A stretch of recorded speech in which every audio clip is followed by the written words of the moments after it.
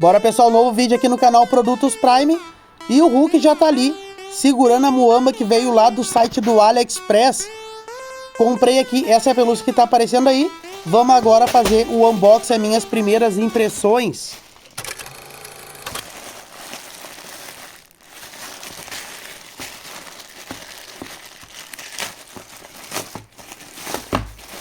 E tá aí, só que aqui são dois itens. Esse primeiro aqui é esse que tá passando aí ao lado. É um TV Box de última geração. Em breve vou fazer vídeo dele aqui. E também tem aqui mais um produto, que é esse microfone da Fifine. Cara, esse aqui é top, promete demais também, em breve aqui no canal. Agora vamos lá pro pelúcia do Garfield. Olha só, cara. Olha aí.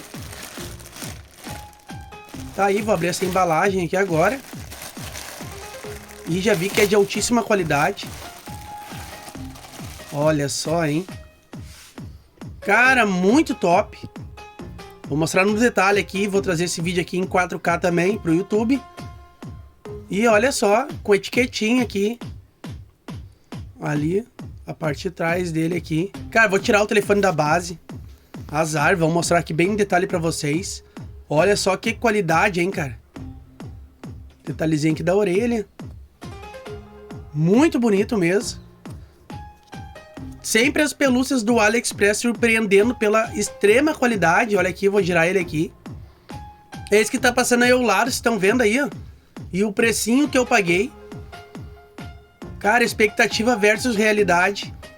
Muito top. Mais do que aprovado. Lembrando que o link vai estar na descrição deste vídeo também, no primeiro comentário fixo. E olha só esse aqui, ó. Esse Garfield que eu comprei lá no Burger King. De brinquedo ali, vai fazer companhia pra ele. E tá aí, mais do que aprovado. Deixe a sua opinião, o que achou dessa pelúcia do AliExpress aqui. Se vale a pena ou não ter comprado. E lembrando mais uma vez, né, que o link tá na descrição aqui do YouTube. Olha ali a orelhinha, ali o detalhe, ó. Exatamente que nem no anúncio. Então tá aí, cara. Não tem dúvida de comprar pelúcia no AliExpress. Realmente de primeira linha, perfeito, cara. Perfeito pelo precinho. Olha aí ao lado, cara. 20 e poucos pila. Muito barato mesmo, hein? E tá aí. Gostei demais. Mais do que aprovado essa pelúcia aqui. Do Garfield.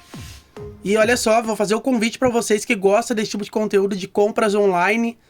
Te inscreve, cara. Porque o Bob Esponja aqui, ó, tá esperando você se inscrever no canal. Porque é de graça.